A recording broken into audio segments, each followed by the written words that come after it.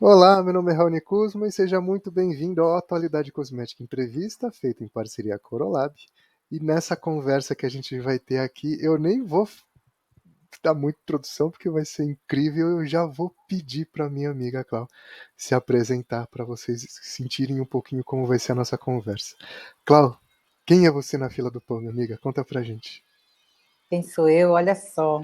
Algumas pessoas já me conhecem, né, Raoni? A gente tem feito algum barulho aí ao longo do país inteiro, né? Então, algumas pessoas já nos conhecem. Mas, para quem nunca ouviu falar, né, eu sou a Cláudia Lima, eu sou diretora-presidente do ITC-Bio, que é um hub de biocompetitividade, é o primeiro instituto brasileiro que foca bioeconomia, né? Perfeito. Não, É isso aí. e é muito legal, porque hoje a gente vai bater um papo super legal e bastante importante para a gente entender que, legal, vamos criar uma marca sustentável, um biocosmético. Mas onde fica a cadeia de valor nesse processo? Qual a importância dela? Né, as coisas não nascem magicamente por decreto divino, a gente muitas vezes tem que construir do zero. E aí eu já queria fazer essa primeira pergunta e até pedir nessa pergunta para a Clau apresentar um pouco o ITC Bio, que é, dá para a gente pensar biocosmético ou puramente um cosmético sustentável sem se ater à cadeia de valor? Isso eu diria que é uma fantasia.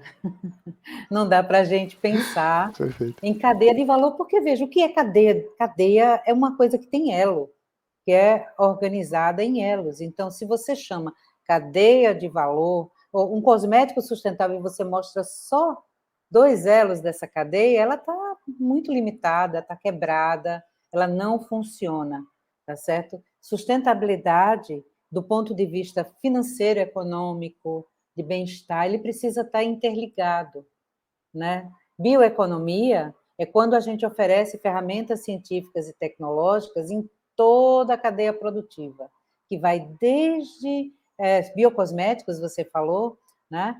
Pode ser um biocosmético de origem da biodiversidade marinha ou da biodiversidade terrestre. A gente tem que pensar num pescador artesanal, num agricultor familiar, que trata aquele produto como matéria-prima, né? E que vai alimentar a indústria de transformação, onde serão desenvolvidas também outras tecnologias, que alimenta a distribuição e o comércio justo, e o consumidor final, ele está lá na outra ponta da cadeia.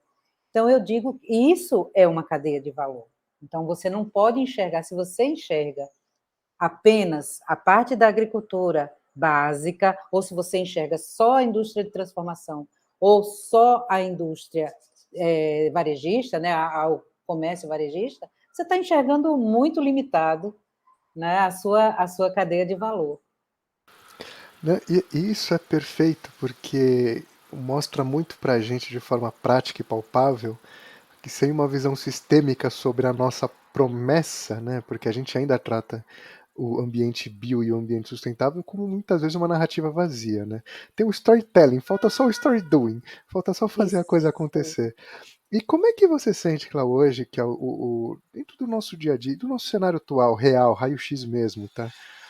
Você acha que falta, o que falta para a gente entender esse olhar sistêmico? É uma visão é uma necessidade de maturidade, porque o tema é muito novo.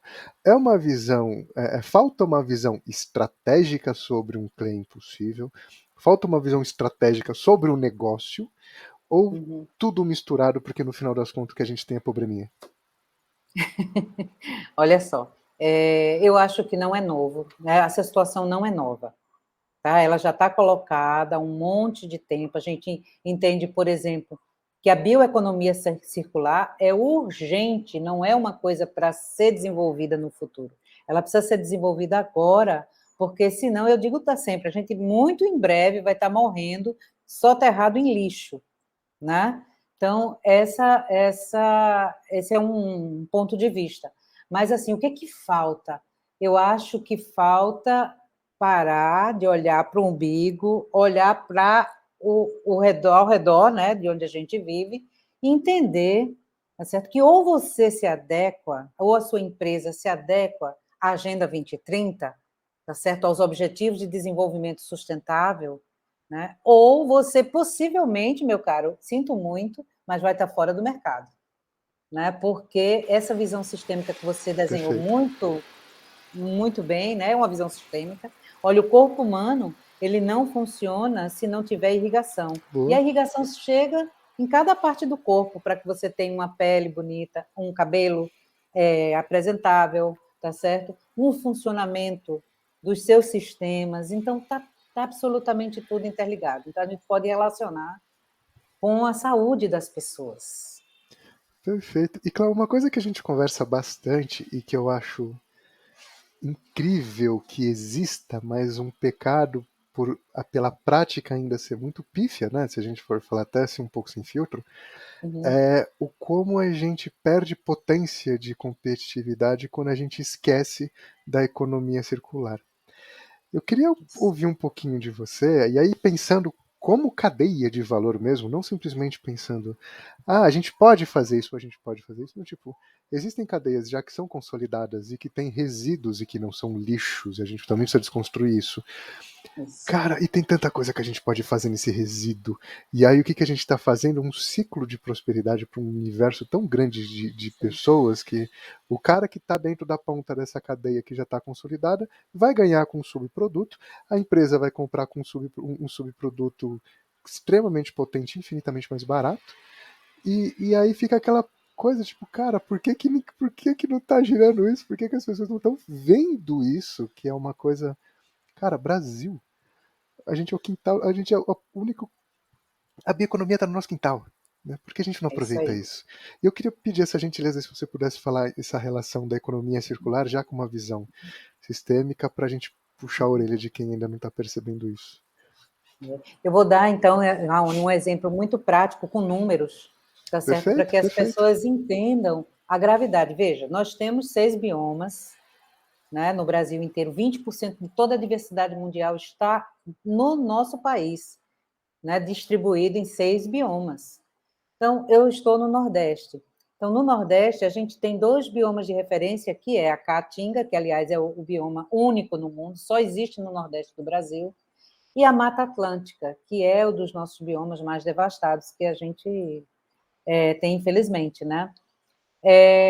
Na Caatinga, eu vou te falar, a gente tem um oásis aqui no meu estado, que é Pernambuco, lá no Vale do São Francisco, que produz manga para exportação. O Vale do São Francisco é o maior exportador de frutas do Brasil, tá certo? É um lugar pequenininho, muito bonitinho, por sinal, muito organizada a cidade, porque gira dinheiro exatamente por conta dessas frutas que desenvolveram a cidade, né? O Brasil exporta, Raoni, 600 mil toneladas ano de manga, 600 mil. Só que tem um detalhe, Uau. é uma coisa absurda, não dá para ver, meu Deus, 600 mil toneladas de manga por ano, né? 10% dessas mangas estão fora do padrão comercial, ou seja, 60 mil toneladas Ô, de louco. resíduo por ano. O que é que se faz com esse resíduo? Gente, até Uma engasguei. parte é uma coisa de louco mesmo. O que é que se faz com esse resíduo? Esse resíduo, uma parte dele vai para a ração animal. Ok. A outra parte, eles dão um nome bonitinho, que é biofertilizante. Isso significa que as pessoas estão enterrando dinheiro dentro do maior exportador de fruta. Mas por que, Cláudia? Por que estão enterrando dinheiro? Então, eu digo a você, a gente tem pesquisadores do ITCBio que já desenvolveram produtos de alto valor agregado, tá certo? Veja, maior produtor mundial de manga é a Índia, né? O nome científico da manga é Mangifera indica, índica porque veio da Índia, né? Que legal, E perfeito. lá na Índia, as mangas de lá, que são utilizadas para a confecção de cosméticos, a amêndoa da manga da Índia são utilizadas para cosmética, ela precisa passar por um processamento químico para tornar o óleo da manga que é obtido em manteiga. Vamos dizer, engrossar o óleo, como a gente faz com óleo e margarina, né? As do Vale do São Francisco não precisam dessa etapa, não precisam. Então, você coletar a manteiga da manga e incorporar isso, pesquisadores do ITCB já fizeram testes, ela tem altíssimo poder hidratante. Fora isso, tem uma pesquisadora que tem uma patente, né, muito boa, muito bom o estudo dela de doutorado, viu que serve contra o Aedes aegypti.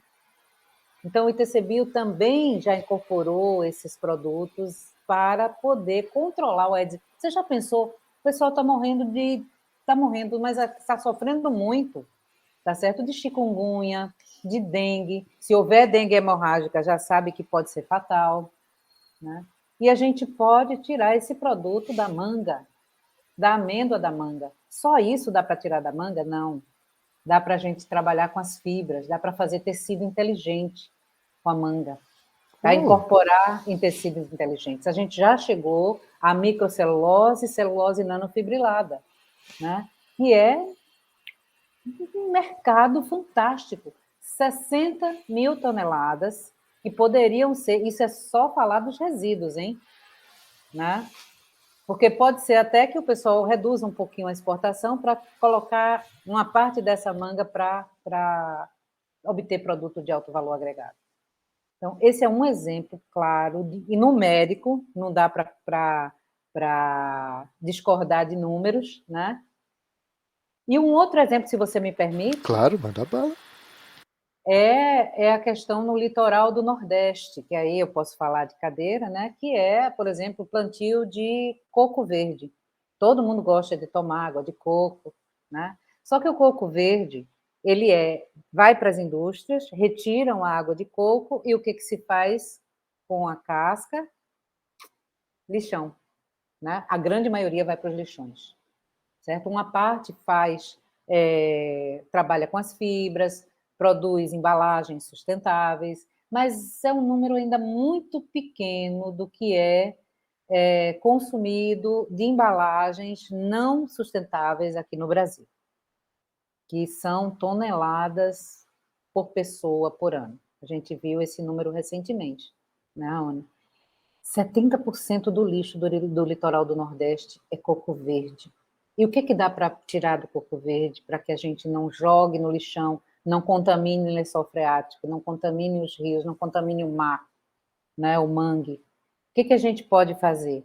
A gente pode desfibrar essa água de coco, produzir móveis, artesanato, embalagens, componentes automotivos, componentes para a indústria aeroespacial e componente para a indústria naval, tá certo? De acordo com o grau de desfibração que você utiliza nesse coco verde, né? Isso com Então, a casca. a casca só com a casca do coco Ai, verde, tá fantástico. certo? Então, dá para ter... No Japão, eles estão produzindo um carro inteiro de nanocelulose, que é um material que é incorporado nos materiais para aumentar a durabilidade das fibras, tá certo? Então, dá para você fazer, veja, utilizar o plástico, em vez de plástico, usar fibra de coco verde. Isso vai deixar o carro mais leve, você vai economizar combustível, você vai proteger mais o meio ambiente. Ou seja, e vai deixar ele mais resistente, mais durável e mais leve. Como assim? Né? E as pessoas o que estão fazendo? Jogando fora. Então, eles estão jogando produto de alto valor agregado no lixo. Fora o líquor que sai dessa... Quando você desfibra, sai um líquor, que é o que degrada e que contamina verdadeiramente os rios. As fibras são os componentes menos nobres que a gente pode tirar do coco. Pode tirar produtos de alto valor de polifenóis, de alto conteúdo de polifenóis, tá certo? E para atender a indústria alimentícia, cosmética e farmacêutica. Veja que coisa espetacular. A indústria química, de uma forma geral, dá para ser componente de tinta, dá para pensar em muitas coisas, colas industriais e por aí vai. Né? Isso é Então, perfeito. são 2 exemplos, assim, que estão a olhos vistos, tá certo? Isso sem falar na contaminação, por exemplo, da cidade de Manaus, com o que eles utilizam de açaí, de tucumã, tá certo? Usam as sementes para colares, para artesanato, e o resto, né? Dá para fazer muita coisa, dá para montar uma cadeia de valor inteira, tá certo? Apoiando desde o básico, a agricultura familiar. Isso é o que o TCBio vem fazendo ao longo dos 6 últimos E é anos, sabe, incrível Raoni? isso. E você entrega inovação desde a parte mais simples até a parte mais sofisticada nas indústrias, né? Porque qual é a indústria pequena, média, grande, gigante que não precisa de inovação? Né? E eu digo, a gente está aqui, a gente já trabalhou para algumas empresas, que eu não vou falar aqui para não fazer propaganda, né? Mas que nós demos um resultado positivo. E que, por conta disso, novos contratos surgiram, novas propostas surgiram, né? E a gente está aqui Perfeito. para trabalhar. E claro, até aproveitando esse gancho que você falou da inovação, eu acho que o Bill ele é um exemplo muito legal de como a inovação está longe de ser só ideia, né? E demanda pesquisa. E aí eu queria muito ver com você qual que é o hiato real que hoje existe entre indústria e pesquisa de campo, não só pesquisa P&D interna, mas enxergar o bioma, enxergar de fato, ir para tirar a bunda da cadeira e enxergar a potencialidade que existe. Você Nossa. acredita que existe um hiato muito grande, como até pouco antes existia? E hoje eu vou fazer uma pergunta combo. Como é que você enxerga a interação entre indústria e academia, que sempre é um hiato épico, né? E o Uhum. que ambos perdem ao serem cabeçudos e não se conversarem? Pois é. Olha, eu sou professora universitária, tá certo? Então eu vou falar de cadeira, tá certo? Sou professora da Federal de Pernambuco. Então vou falar com muita tranquilidade. Nós temos, como professores universitários, como acadêmicos, uma visão extremamente limitada, tá certo? O que é um doutor? Um doutor é aquele cara, é aquela mulher que sabe muito, muito, não tenha dúvida, de uma coisinha muito pequenininha. Então, não é uma visão limitada. Mesmo quem trabalha com pesquisa para a sociedade, tem um pouquinho maior, sabe? Um pouquinho maior essa visão. Mas, culturalmente, a universidade, os professores universitários foram treinados a vida inteira para valorizar e, não, tudo bem, tá, ok, tá? O seu trabalho, que precisa ser valorizado, eu considero que precisa ser, tá? Mas tem uma visão limitada dos problemas que uma indústria de transformação, por exemplo, tem, que tem uma visão limitada do que o produtor faz, tá certo? Poxa, o que eu faço é a coisa mais importante do universo. Por que as pessoas não vêm me procurar? Porque as pessoas que estão lá do outro lado da cadeia também têm uma visão limitada, tá certo? E esse é o nosso propósito. O nosso país, a gente precisa quebrar essas barreiras e mostrar, dizer, olha, o pessoal está trabalhando 10 anos para conseguir esse resultado. Isso não é assim tão fácil, não. Né? 10, 15, 20 anos, às vezes, para você conseguir um resultado legal e trabalhando. Porque inovação, no meu conceito, tá certo? Em pesquisa, é 5% de inspiração e 95% de transpiração. Né? As indústrias de transformação e o comércio também têm problemas sérios. O que precisa fazer é brasileiro, viu? Eu estou falando de brasileiro, precisa quebrar esse preconceito e fazer como você está dizendo, levantar-se e olhar para o lado. Puxa, tem gente do meu lado trabalhando. E, puxa, se eu apoiar o que o pessoal está fazendo, eu vou ter muito mais resultado. Né? Porque isso, pessoal, essa visão, o hemisfério norte já teve há muito tempo. Né? Fora do Brasil, na América do Norte, na Europa, na Ásia, tá certo? As pesquisas são financiadas pelas indústrias, seja pela indústria farmacêutica, pelas indústrias de cosméticos. Por que a L'Oréal chegou onde está? Tá certo?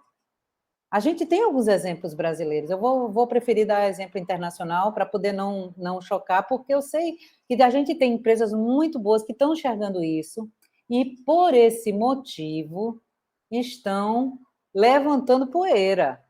E as pessoas não entendem, por que a indústria lá que está em São Paulo está abrindo uma sede deles lá no meio do Amazonas. Por que aquela empresa de lá do sul do Brasil está começando a entender que existem outros biomas, né? Tem uma indústria francesa, porque eu sei que o dono ama o Brasil, que lançou uma linha toda de produtos brasileiros e está buscando nos biomas. Pessoal, nós somos daqui, a gente está aqui no dia a dia. É o que você falou muito bem, sabe, Raoni? A biodiversidade está no nosso quintal. É um absurdo que uma empresa francesa tenha uma visão e lance uma linha brasileira, dos biomas brasileiros, e a gente que está aqui, a gente vai e compra. Às vezes vai para fora do Brasil para poder comprar um produto da Caatinga ou do Amazonas. O que é isso? Né? E isso não é de hoje, não é de hoje.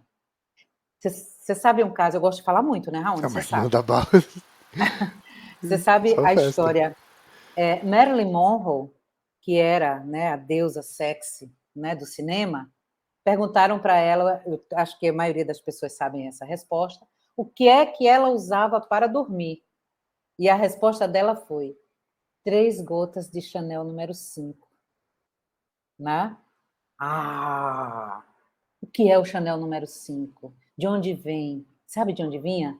Pau rosa, lá do Amazonas. E foi devastado, quase que ele era extinto. Tá? Foi preciso uma pessoa na América do Norte falar uma coisa dessa para as pessoas abrirem. Hoje já parou, já tem, né, sintetizaram, né, o óleo essencial, mas nós temos riquezas ainda incomensuráveis na Caatinga, na Mata Atlântica, na região amazônica, obviamente, no Cerrado, né, no Pantanal e nos Pampas, tá certo? Existem particularidades, peculiaridades em cada um desses ecossistemas, e isso sem contar com a biodiversidade azul, hein? Todas as águas, né, do nosso Brasil. Eu nem estou falando da biodiversidade azul, que é outro mundo, né? Tem indústria de transformação importando alga para a base de cosméticos, pelo amor de Deus. A gente tem aqui o Nordeste, já tem alguma coisa no Sul e Sudeste, mas o sol do Norte e Nordeste era para ser aproveitado, porque produz, muitas vezes, 10 vezes mais do que o que está sendo produzido da mesma espécie lá no sul do Brasil. Veja que coisa interessante. 10 vezes mais, por conta da insolação, da salinidade, da diferença das águas continentais, das litorâneas aqui do Nordeste do Brasil. A gente precisa acordar, precisa... Tem muita coisa, né? É bizarro a gente não aproveitar. E, Clau, caminhando pro final, e é sempre chato a gente acabar uma conversa, eu queria te pedir duas gentilezas, tá? Primeiro, que puxão de orelha e que dica você daria? Né? Dica para alguém que falou, cara, eu gostei. Faz sentido a gente falar de fato e de verdade, de forma séria e coerente sobre biodiversidade e sobre sustentabilidade.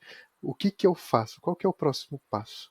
E um puxão de orelha daquele cara que está ouvindo, é mais um bando de abraçador de árvore. Eu vou ficar aqui vendendo shampoo de quilo, que é o que vale. Né? Então, a dica, eu diria, converse com a gente, o ITCBio está aí no Brasil há 6 anos, trabalhando com várias empresas que estão ampliando a sua visão de inovação, de possibilidade de agregar valor, tá certo? E de se encaixar nos objetivos de desenvolvimento sustentável, que é um caminho sem volta. Então, ou você acorda agora, ou você acorda quando já for muito tarde, quando não